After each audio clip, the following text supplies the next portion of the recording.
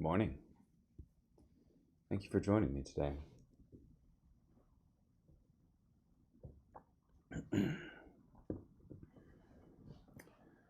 This day will be in 2 Kings chapter 10, verse 32, through chapter 12, verse 21.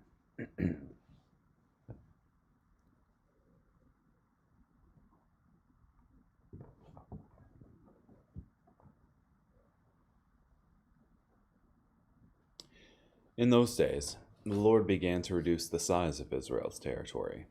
Hazael attacked their eastern border. He conquered all the land of Gilead, including the territory of Gad, Reuben, and Manasseh, extending all the way from the Arwar in the Arnon Valley through Gilead to Bashan.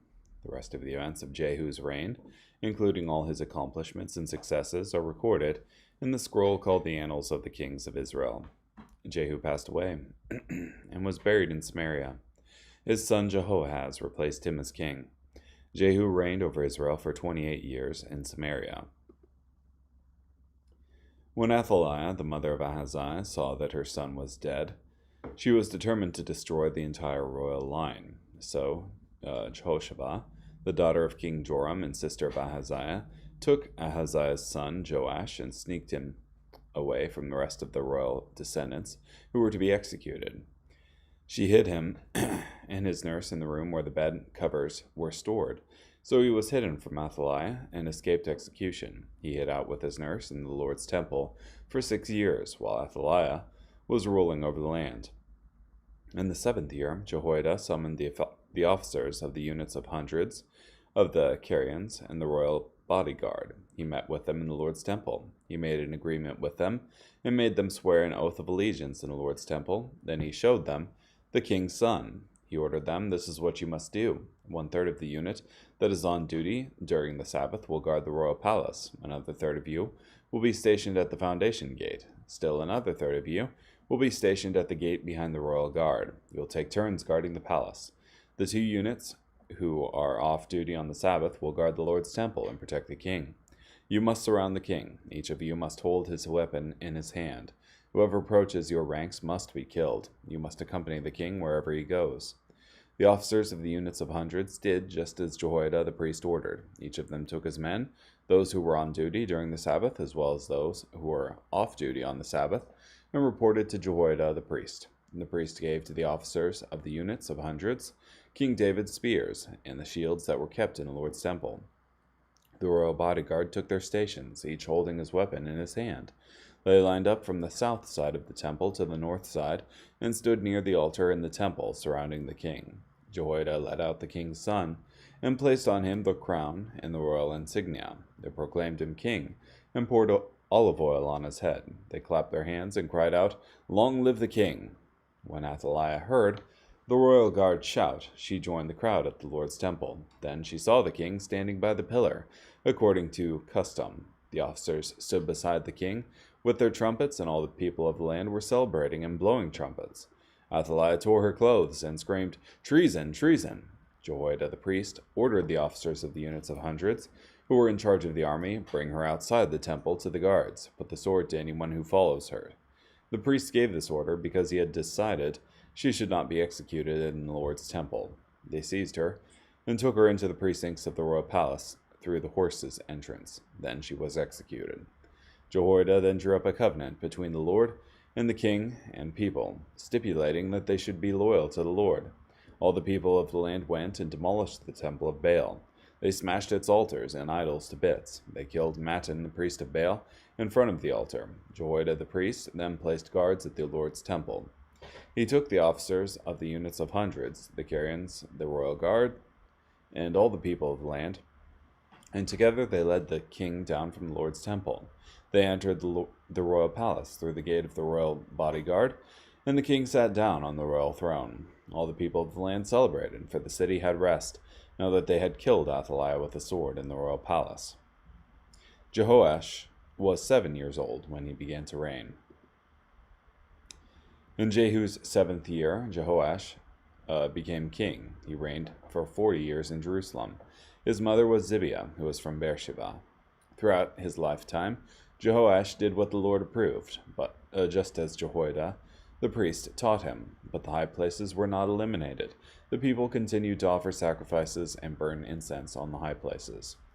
Jehoash said to the priests, I place at your disposal all the consecrated silver that has been brought to the Lord's temple, including the silver collected from the census tax, the silver received from those who have made vows, and all the silver that people have voluntarily contributed to the Lord's temple. The priests should receive the silver they need from the treasurers and repair any damage to the temple they discover. By the 23rd year of King Jehoash's reign, the priests had still not repaired the damage to the temple. So King Jehoash summoned Jehoiada the priest along with the other priests and said to them, Why have you not repaired the damage to the temple? Now take no more silver from your treasurers unless you intend to use it to repair the damage. The priests agreed not to collect silver from the people and relieved themselves of personal responsibility for the temple repairs. Jehoiada the priest took a chest and drilled a hole in its lid. He placed it on the right side of the altar near the entrance of the Lord's temple. The priests who guarded the entrance would put into it all the silver brought to the Lord's temple.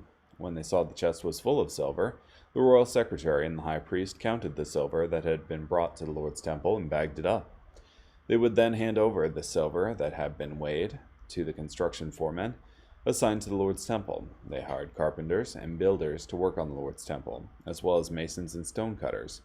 They brought wood and chiseled stone to repair the damage to the Lord's temple, and also paid for all the other expenses. The silver brought to the Lord's temple was not used for silver bowls, trimmings, shears, basins, trumpets, or any kind of gold or silver implements. It was handed over to the foremen, who used it to repair the Lord's temple. They did not audit the treasurers, who dispersed the funds to the foremen, for they were honest. The silver collected in conjunction with reparation offerings and sin offerings was not brought to the Lord's temple. It belonged to the priests. At that time, King Hazael of Syria attacked Gath and captured it. Hazael then decided to attack Jerusalem. King Jehoash of Judah collected all the sacred items that his ancestors Jehoshaphat, Jehoram, and Ahaziah, kings of Judah, had consecrated, as well as his own sacred items, and all the gold that could be found in the treasuries of the Lord's temple and the royal palace. He sent it all to King Hazael of Syria, who then withdrew from Jerusalem. The rest of the events of Joash's reign, including all his accomplishments, are recorded in the scroll called the Annals of the Kings of Judah.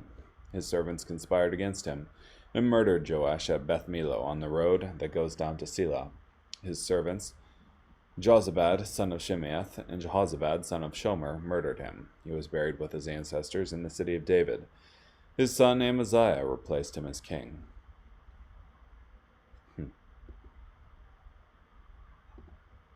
Pretty crazy.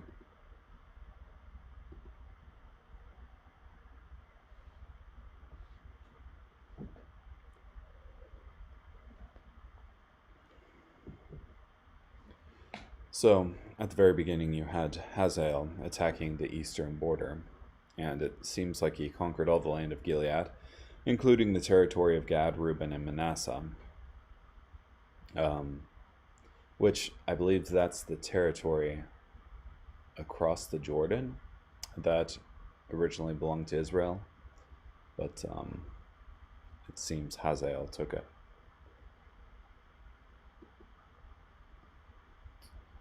Then you have Athaliah reigning as queen mother here for a bit in Judah and trying to destroy the royal line.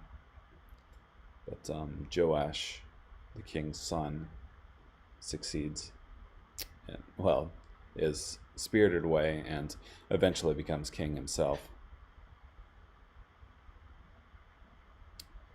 And Jehoiada the priest, who was in charge of Joash the king, drew up a covenant between the Lord and the king and people in chapter 11, verse 17, stipulating that they should be loyal to the Lord.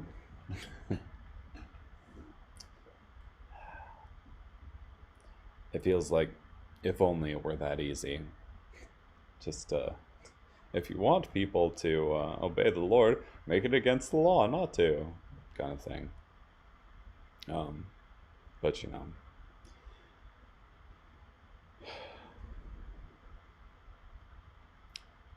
it requires a change in heart from everyone.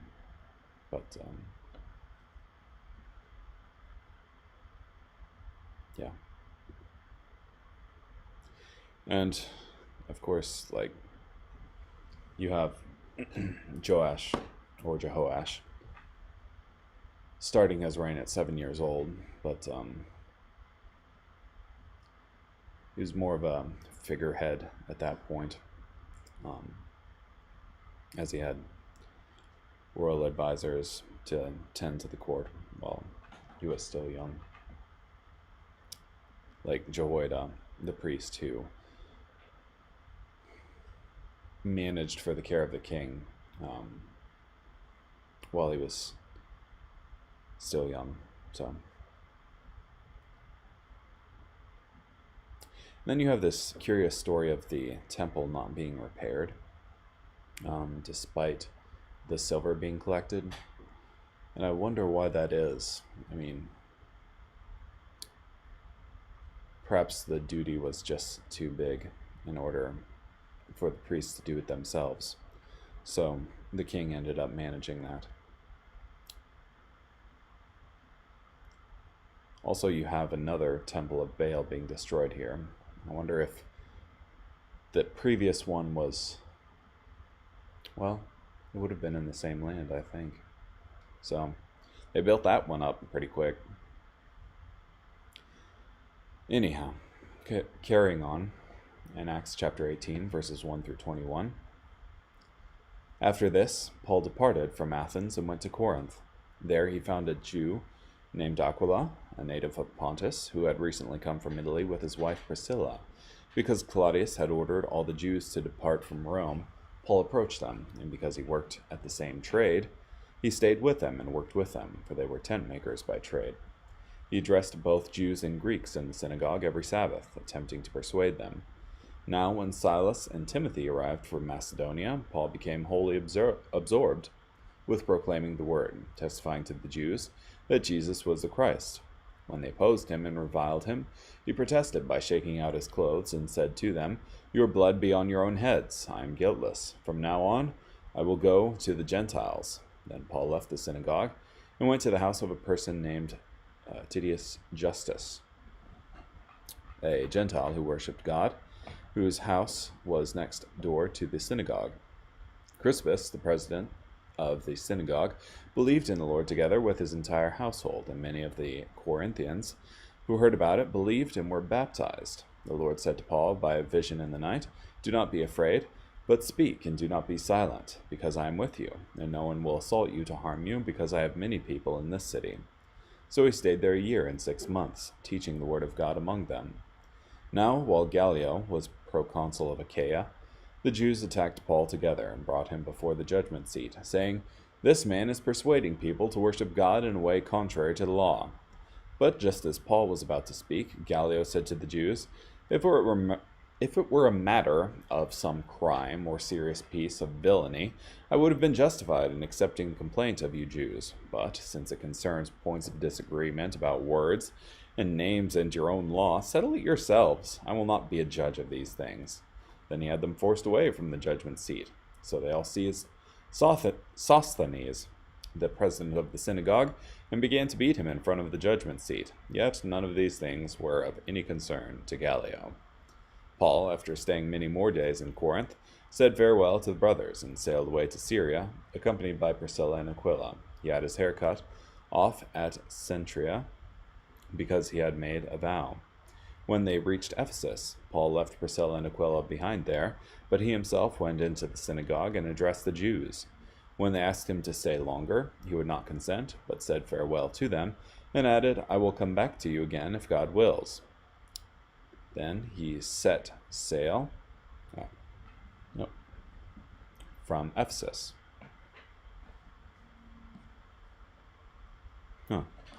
Lots of different places that Paul ends up going here. I wonder if Paul was getting frustrated at this point.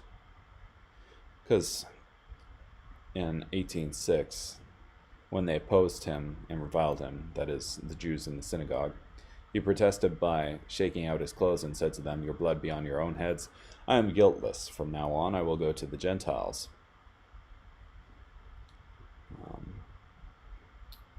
And then you have the Lord saying to Paul in a vision in the night, "Do not be afraid, but speak, and do not be silent, because I am with you, and no one will assault you to harm you, because I have many people in the city."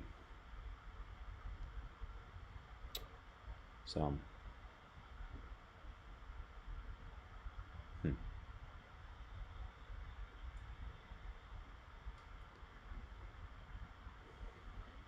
it makes sense that these would be things that Paul was struggling with at the time, for God to address them.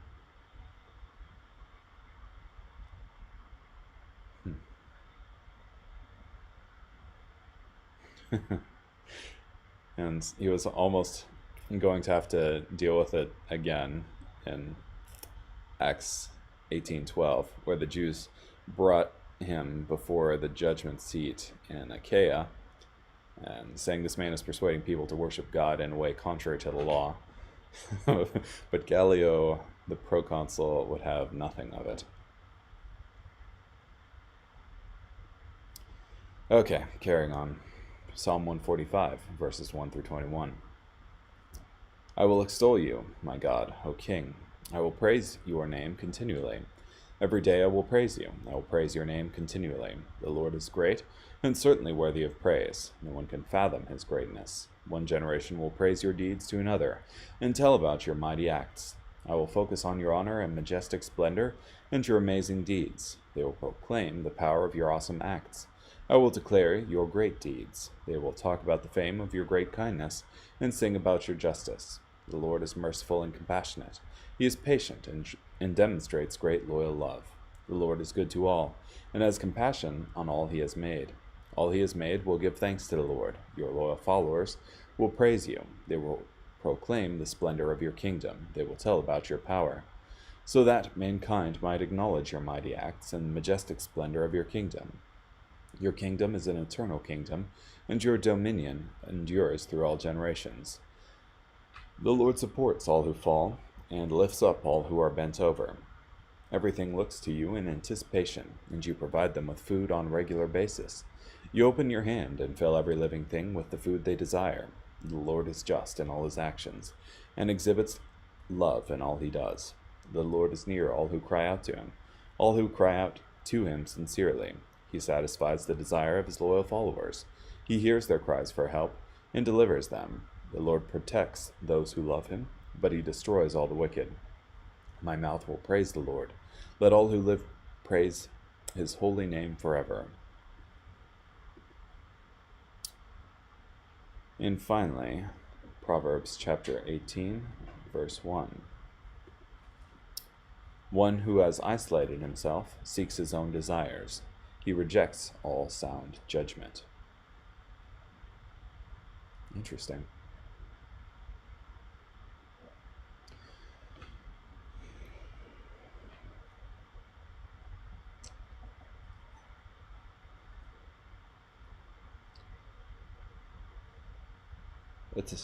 That's really an interesting proverb, because I know it's often kind of the case